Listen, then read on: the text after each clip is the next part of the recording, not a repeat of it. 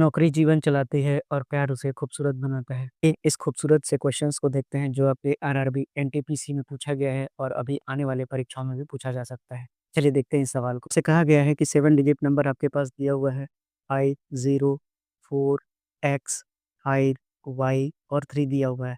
आपको बताना है कि 11 से डिविजिबल अगर ये है तो आपको one of the values of the sum of X और Y यानी कि ये जो X और Y है इन दोनों का सम कितना होगा ये आपसे पूछा गया है।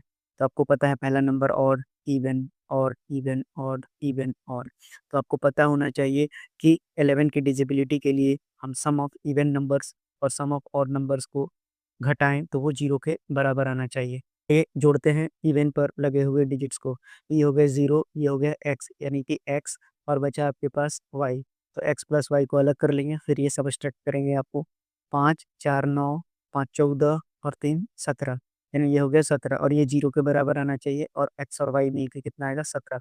यानी आपसे यही पूछा गया था कि दोनों का सम कितना होगा तो 17 होगा। आइए देखते हैं अगले सवाल को जिसमें आपसे पूछा गया है कि 9 और 11 दोनों से डिविजिबल इन चारों दिए गए ऑप्शन में से कौन-सा होगा? तो देखिए, इसमें तो आपके पास चारों ऑप्शन को चेक करना ही पड़ेगा, लेकिन मैं ऑप्शन चालू करूँगा सीधा बी के साथ। देखिए, आपको 10098 दिया हुआ है, तो मैं देखूँगा ये हो गया ऑड, ये हो गया इवन, ये हो गया ऑड, ये हो गया इवन, ये हो गया ऑड।